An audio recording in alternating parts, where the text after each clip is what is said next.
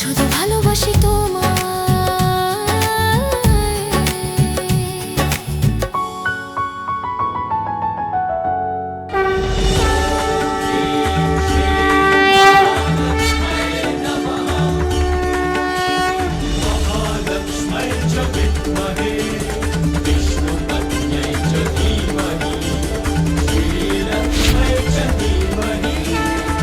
এই বিয়েটা মিথ্যে, এই সম্পর্কটা মিথ্যে হতে পারে মা, কিন্তু আমার শ্রদ্ধা আর ভক্তি মিথ্যে নয়। আমার উপরে না হলেও এই পরিবার আর ইংলিশ মিডিয়ামের ওপরে সব সময় তোমার আশীর্বাদ রেখো।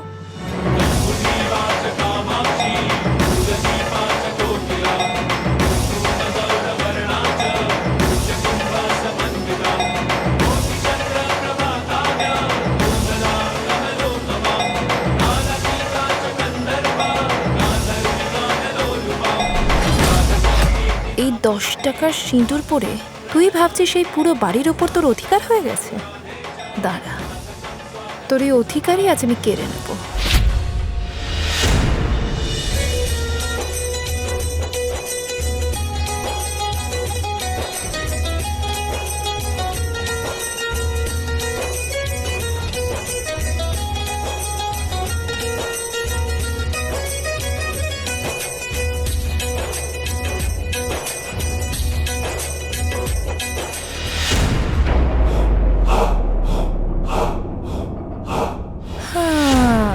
তো সম্পর্কের আজ দি এন্ড।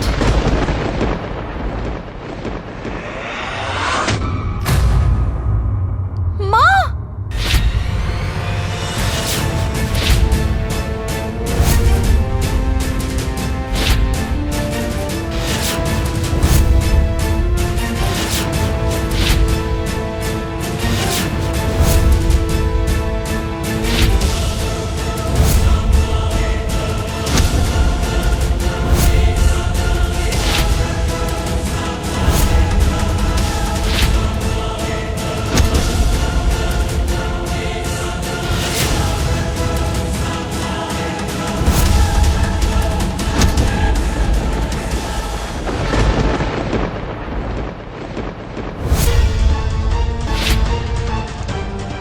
হে দেবী মা, এটা কি হয়ে গেল?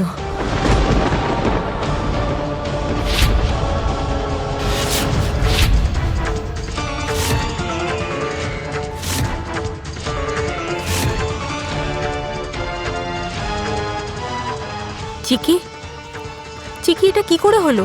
আরে মা, তোমার মন কোথায় ছিল? আজকের মতো দিনে এভাবে মঙ্গলসূত্র ছিঁড়ে যাওয়া কতটা অশুভ জানো? দিদি,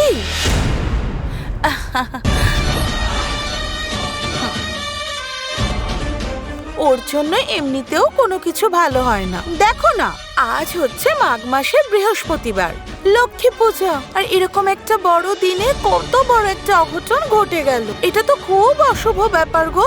হ্যাঁ চিকি, এর মানে কি তুমি জানো?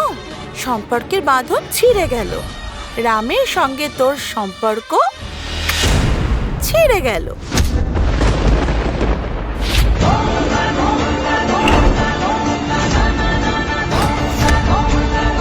যে নিজের মঙ্গলসূত্র সামলাতে পারে না, সে তার নিজের সিঁদুর উপস, তার স্বামীকে কিভাবে সামলাবে?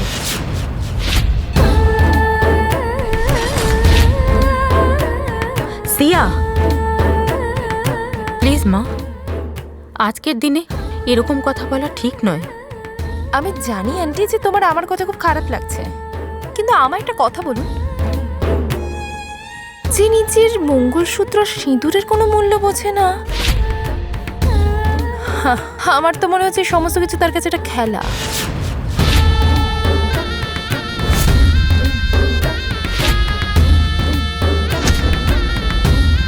আর একটু আগেই তুই এত বড় বড় কথা বললি। এই সিঁদুর আর মঙ্গলসূত্রের ওপর তুই নিজের অধিকার ফলাচ্ছিলিস না?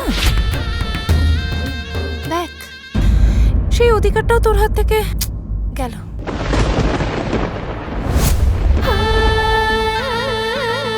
আরে আমি কি বলছি বলতো, আজ তো শুধু মঙ্গলসূত্র ছিঁড়েছে।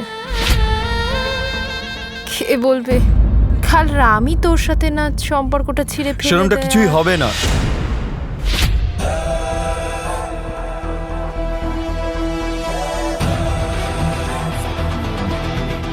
তোমরা যাকে অশুভ সংকেত বলে বলছো, আমি তো বলবো সেটাই শুভ সংকেত। এরমটা করে তুমি আমার থেকে ওকে আলাদা নয়, বরং আরো বেশি কাছে টেনে নিয়ে যাচ্ছ।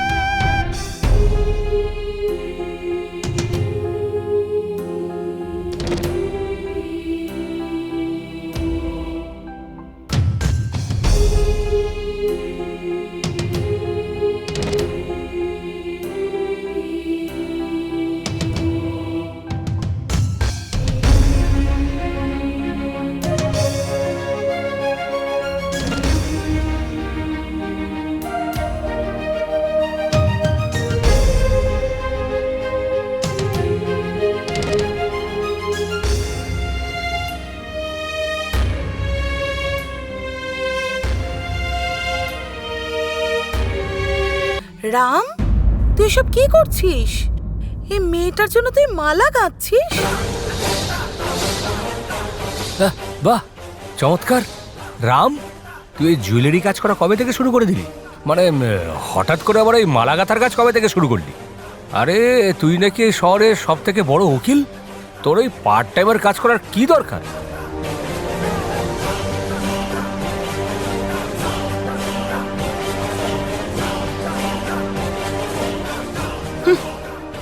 দেখো দেখো এই মেয়েটার জন্য তোমার নাতি কি করছে।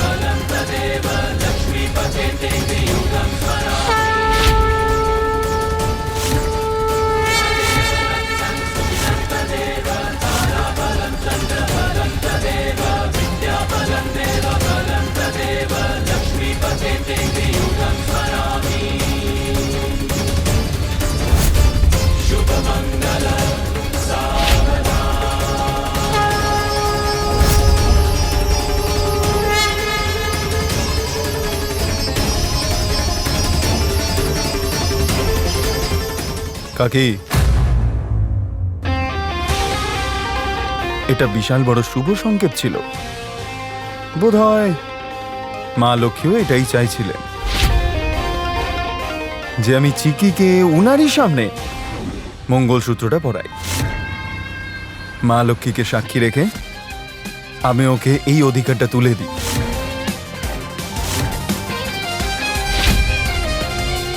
কারণ মা লক্ষ্মী সবসময় এটা চান যে একজন স্বামী তার স্ত্রীর পাশে সুখে দুঃখে সব সময় যেন থাকে।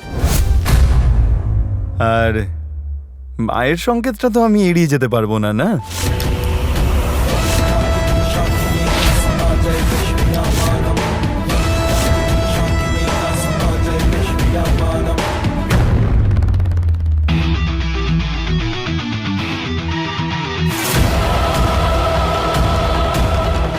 আমি আগেই বলেছিলাম, আবারও বলছি, আমি চিকির সঙ্গে ছিলাম, আছি এবং থাকব।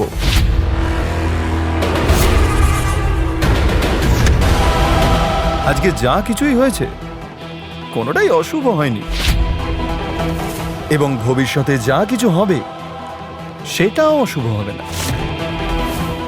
আর এটা আমার জন্যে এবং চিকির জন্যে শুভ সংকেত।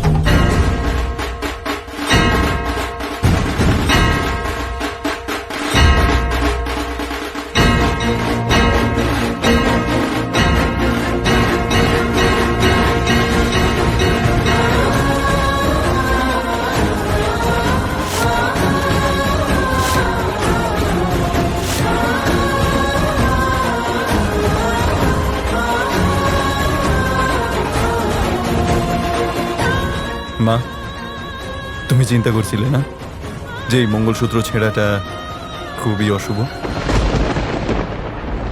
এবার দেখলে তো আমি নিজের হাতেই সবকিছু ঠিক করে দিলাম।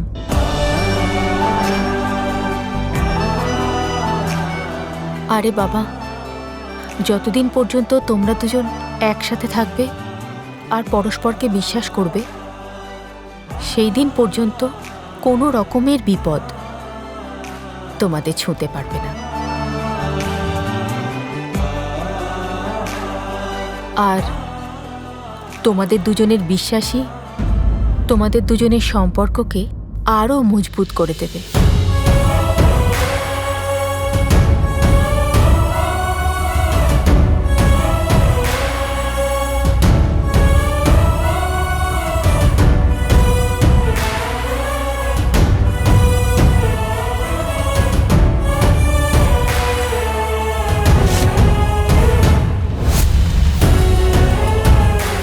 তুমি কি বলছিলে জানো সিয়া? চিকি তার অধিকারটা সামলাতে পারবে না। তুমি ভুল বলছো সিয়া। সব সামলাতে গিয়ে ওর পা হয়তো একটু এদিক ওদিকে পড়তে পারে, কিন্তু আমি সব কিছু সামলে নেব। শুধু একদিনের জন্য নয় বা দুদিনের জন্য নয়, সারা জীবন সামলানোর জন্য আমি ওর হাতটা ধরেছি।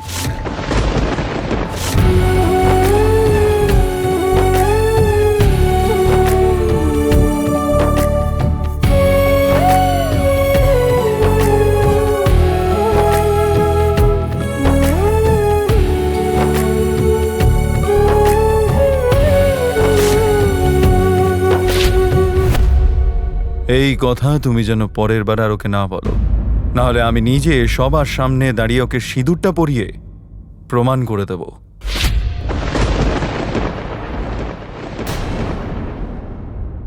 থাক থাক, এবার হয়েছে নাকি আরো নাটক বাকি আছে? অবশ্য আমি জানি তুমি থাকতে তো নাটক শেষ হবে না, কিছু না কিছু নাটক তো চলতেই থাকবে। আর তুমি এরকম দাঁড়িয়ে আছো কেন? যা করার কথা ছিল সে তো করে নিয়েছো, আর কি বাকি আছে? যাও, এবার যে কাজটা করার কথা ছিল সেটা করো, গিয়ে রান্না করো। ভুলে যেও না, আজকে আমার মেয়ে জানকীর আত্মার শান্তির জন্য ব্রাহ্মণদেরকে খাওয়ানোর কথা আছে, মনে আছে তো? হ্যাঁ ঠাকুমা, আমার সব মনে আছে, আমি কিচ্ছু ভুলিনি। আমি যাচ্ছি রান্না করার জন্য।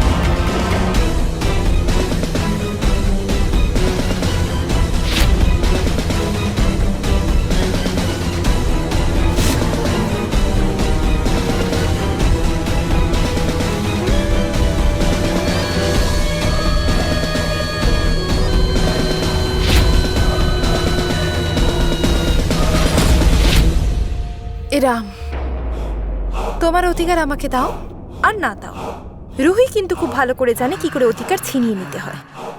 তুমি শুধু দেখো তোমার ওপর থেকে চিকির অধিকার আমি কি করে কেড়ে নিই।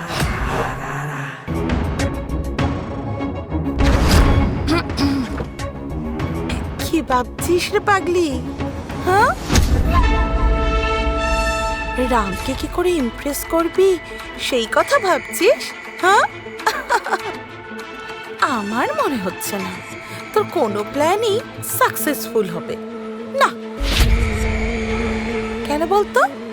আগেকার দিনে রম্ভা, উর্বশী, মেনকা তাদের নাচ দিয়ে সবাইকে একেবারে বসে নিয়ে আসতো, কিন্তু তোর কাছে তো সেরকম কোনো শক্তি নেই।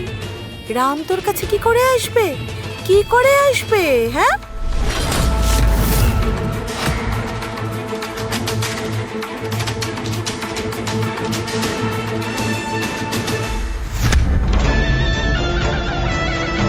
তোমার রম্ভা মেনকা কি করেছিল না করেছিল সেটা আমি ঠিক মতো জানি না, কিন্তু রামকে কি করে হাতের মুঠোয় আনা যাবে সেটা আমি খুব ভালো করে জানি।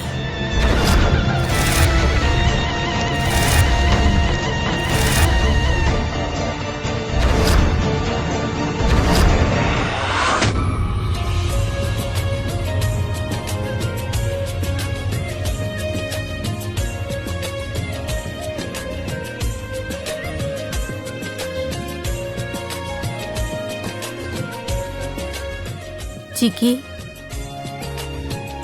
তুমি আমার কথায় মন খারাপ করো না। মা জানকীকে কোনোদিনও তার বন্ধুর মেয়ে বলে ভাবেনি। উনি সব সময় ভাবেন জানকী ওনার নিজের মেয়ের মতো। জানকী যখন এখান থেকে চলে গেল, মা তারপর থেকে খুব মিস করে। এ বাড়িতে জানকীকে সবাই খুব ভালোবাসে, আর জানকীর যা যা পছন্দ মা নিজের হাতে সেসব বানায়।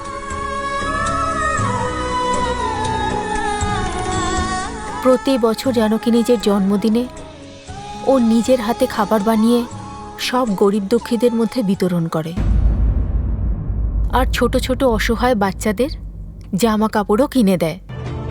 মা, আমি জানকী আন্টির জন্য সব পারফেক্ট হয়তো করতে পারবো না, কিন্তু তুমি চিন্তা করো না, আমি চেষ্টা করব সবটা ভালো করে করার। চিকি, তুমি জানো কি জানকীর আর কি কি পছন্দ ছিল? পোলাও,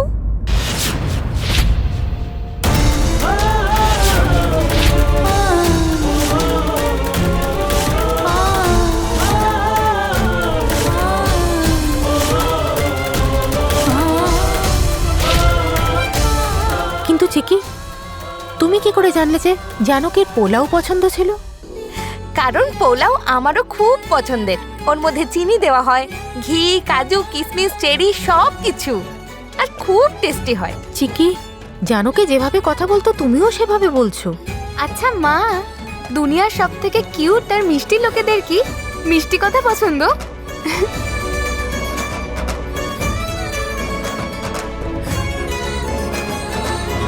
হ্যাঁ, মনে হয় তার জন্যই দাদা তোমাকে পছন্দ করেছে। সত্যি বৌদি, তোমাদের দুজনের ভালোবাসা আর বিয়ে খুব সুন্দর। এই হলো ম্যারেজ এগ্রিমেন্ট। এখানে পুরো ডিটেলসে লেখা আছে যে তুমি আমার হেল্প করছো এবং তার বিনিময়ে আমি তোমার বাবার কেসটা লড়বো। আমরা একই সঙ্গে থাকবো ঠিকই, কিন্তু 1 বছর পরে আমাদের এই দুজনের মূল্যহীন সম্পর্ক নিজেদের রাস্তায় ভাগ হয়ে যাবে। কিন্তু চিকি, আমি কিছু সময়ের জন্য ভয় পেয়ে গেছিলাম তোমাদের দুজনের সম্পূর্ণ কথা শুনে। দেখো মা, তুমি সব কিছু করো, কিন্তু আমার রামের হাত ছেড়ো না কোনোদিন। কারণ এই পরিবারকে নিজের থেকে আলাদা করো না।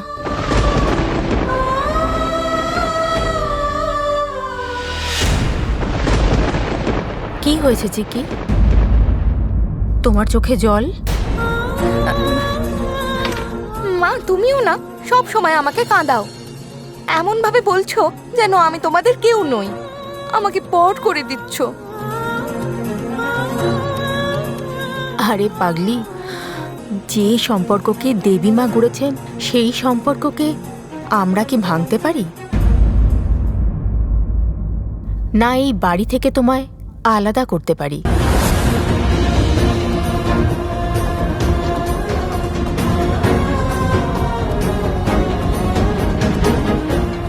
সত্যি বলছি চিকি, রাম আর তোমার সম্পর্কের মধ্যে কারোর আশার শক্তি নেই।